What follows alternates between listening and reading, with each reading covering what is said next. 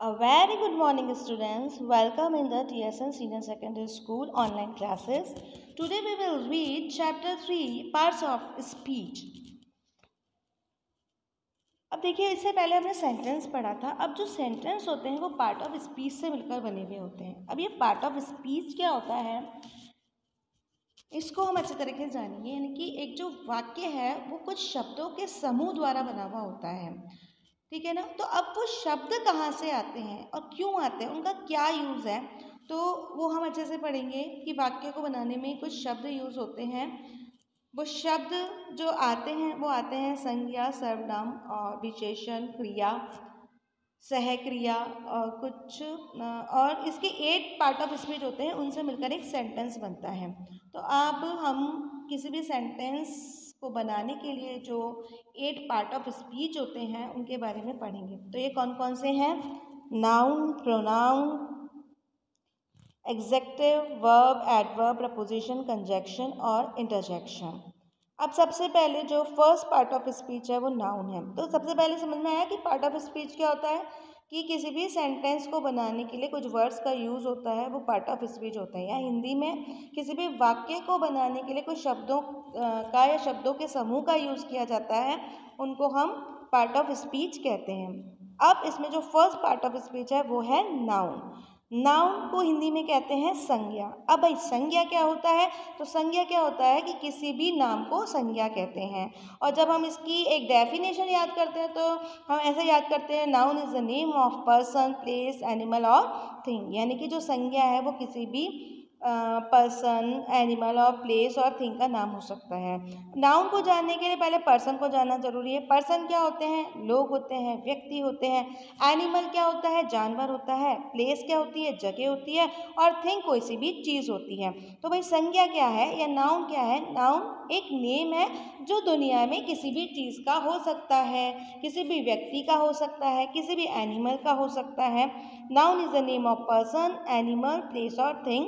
Noun क्या है? किसी भी पर्सन का यानी कि व्यक्ति का, जानवर का या किसी भी जगह का या कोई भी चीज़ का नाम हो सकता है. जैसे कि स्कूल जो है वो क्या है? नाउन है.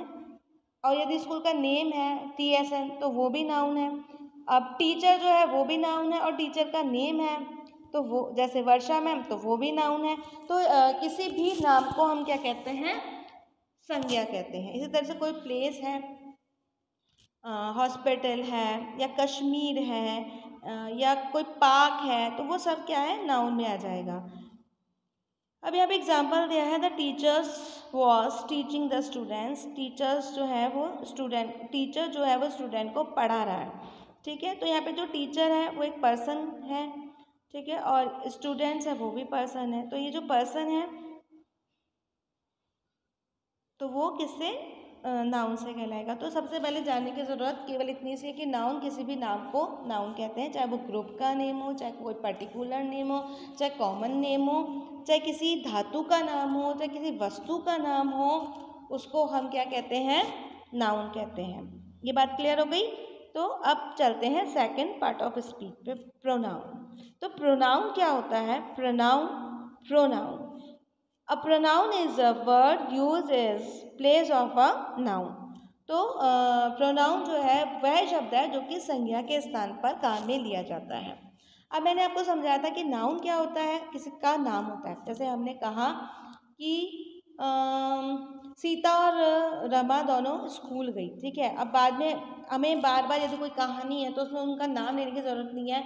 वह दोनों स्कूल गई ये भी लिख सकते हैं. या किसी लड़की का कोई हम नाम लिखते हैं तो उसे बार बार उसकी जगह हम शी का यूज़ भी कर सकते हैं. तो प्रोनाउन होते हैं he, she, you, yours, I, we, they, you, जो कि किसी भी नाम की जगह यूज़ में लिए जाते हैं. Pronoun is a word use in place of noun. और इसमें एग्जाम्पल क्या दिया है?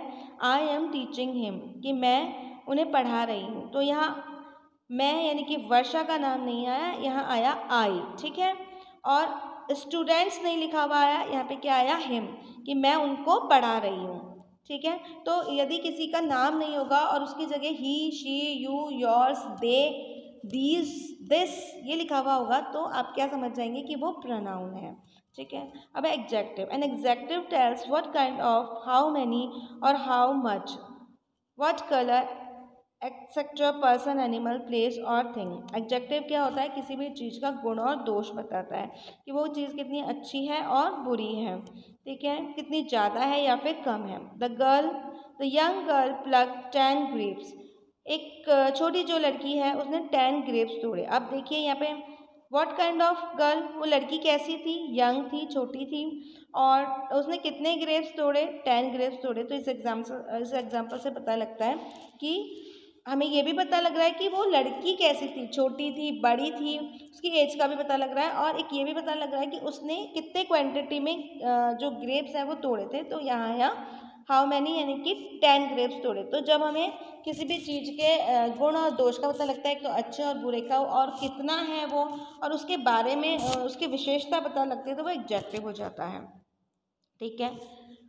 नेक्स्ट है verb. A verb is used to say what a person or thing does, what a person or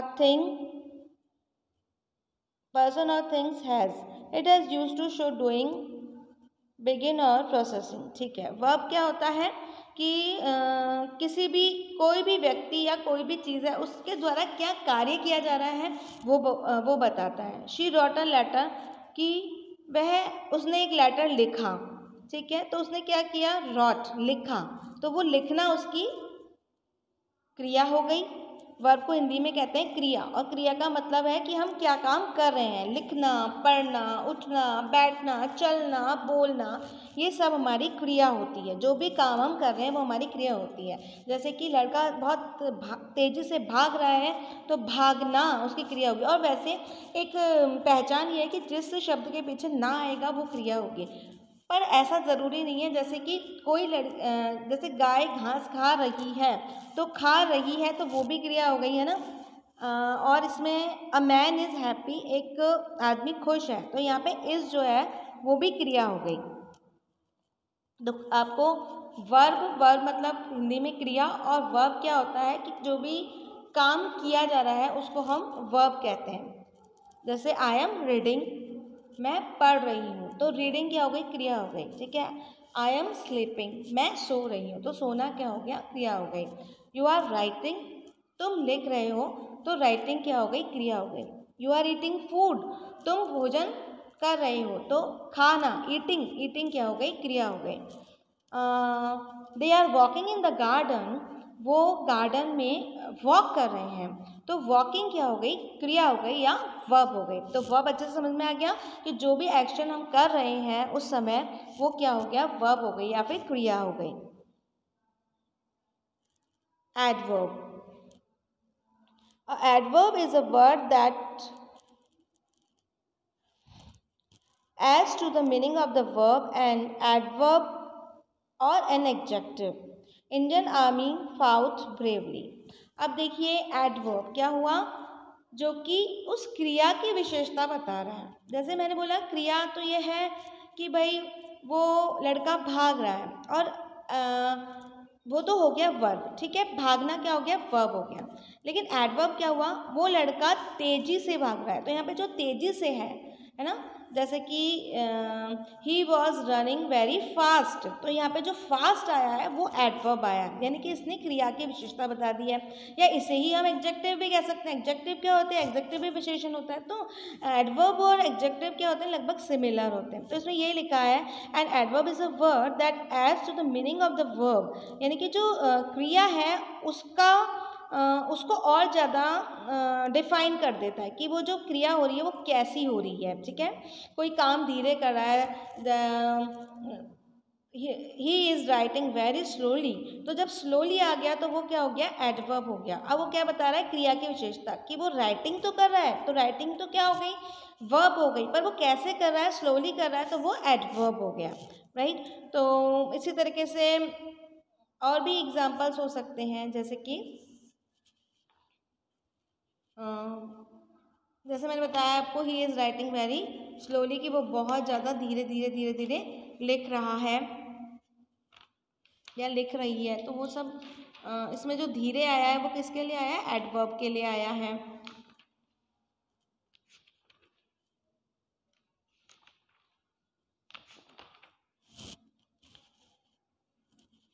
जैसे कि पानी बहुत ज़्यादा गर्म है, वाटर इज़ टू हॉट, तो यहाँ पे क्या हो गया, टू जो आया ना, टू हॉट, तो वो TOO, वो कहीं के लिए आया बहुत ज़्यादा गर्म है, तो वो उसके लिए आ गया कि वो एडवर्ब हो गया।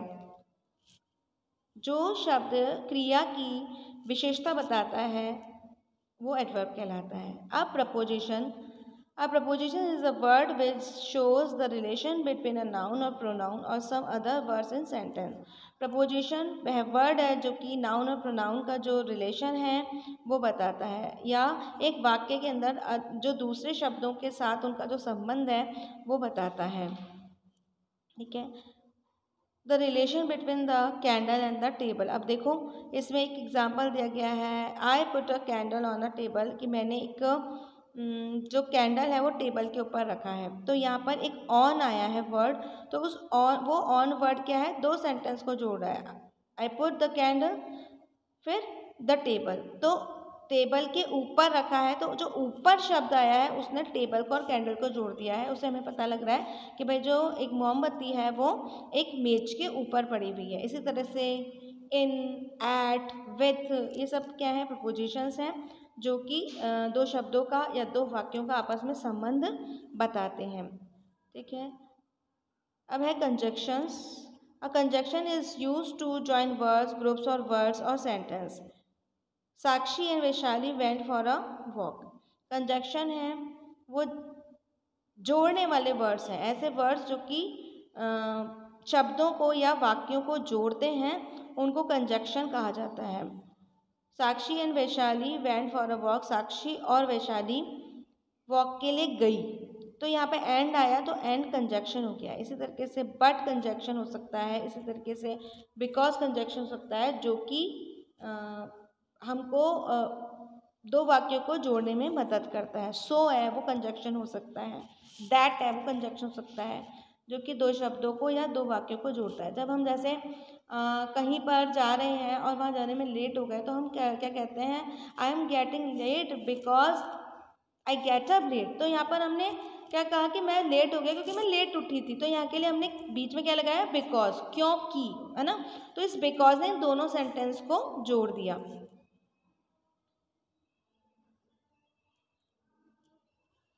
तो ये कंजक्शन वर्ड हो गए, and, but, because, so, that. अब है इंटरजेक्शन।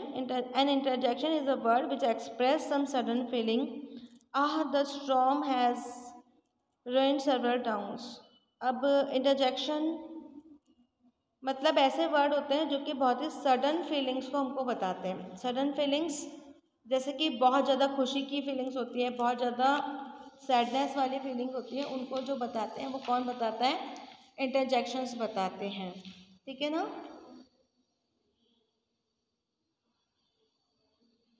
जैसे कि हम कहते हैं how beautiful the girl is, वो लड़की कितनी ब्यूटीफुल है, तो वो हाउ ब्यूटीफुल जो निकला वो इंटरजेक्शन में होगा। या हम जैसे बोलेंगे व्हाट अ ब्यूटीफुल पिक्चर, ये तस्वीर कितनी खूबसूरत है, तो जब उसके लिए होगा तो इंटरजेक्शन वर्ड उसके लिए जो यूज़ होगा। इसी तरह हुर्रा बोला हमने, hurrah we have won the match, हम सब जो है मैच को जीत चुके हैं, तो वो जो हुर्रा है वो इंटरजेक्शन वर्ड है। इसी तरीके से ओ माई गॉड, जब कोई शॉकिंग न्यूज़ होती है तो बोलती है ओ गॉड ऐसा क्यों हुआ, तो वो भी इंटरजेक्शन वर्ड हुआ। इसी तरीके से wow, what a beautiful scene is this, तो वाव जो शब्द हुआ वो भी क्या हुआ, इंटरजेक्शन वर्ड हुआ। तो ये इंटरजेक्शन जिसमें कि हमें सडन फीलिंग होती है, चाहे वो बहुत खुशी की हो चाहे वो बहुत दुख की हो, तो वो सब इंटरजेक्शंस में आ जाएगा। ठीक है, और इसके पीछे हम इंटरजेक्शन मार्क भी लगाते हैं। तो ये 8 पार्ट ऑफ स्पीच हमने पढ़ा। कौन कौन सा, noun, pronoun, adjective, verb, adverb, preposition, conjunction और इंटरजेक्शन। अब इसका जो एक्सरसाइज है वो बहुत ही छोटी सी है, ये आपको बुक में करनी है। जैसे noun is the name of, तो इसमें आंसर आएगा सी, पर्सन, थिंग, एनिमल और प्लेस। सेकंड क्वेश्चन है pronoun is a word which is use in a place of noun. Pronoun वह शब्द होता है जो कि संख्या के स्थान पर या नाउन के स्थान पर यूज़ किया जाता है, तो सेकंड का आंसर आ जाएगा सी। थर्ड है एन एग्जेक्टिव क्वालिफाइज, एग्जेक्टिव जो है वो किसकी विशेषता बताता है, नाउन की। ठीक है, a conjunction is use to join, conjunction किसको जोड़ता है? वर्ड को, ग्रुप्स को, ग्रुप ऑफ वर्ड्स और सेंटेंस। तो इसका आंसर आएगा सी। फर्स्ट का आंसर सी, सेकंड का आंसर सी, थर्ड का answer C and then fourth का आंसर भी सी। ठीक है, तो ये आपको अपनी बुक में ही करना है और कॉपी के अंदर हम कंपोजिशन पार्ट करेंगे। अब ये चैप्टर आपको अच्छे से समझ में आ ही गया होगा। अब ये कंप्लीट हो चुका है chapter. Thank you so much.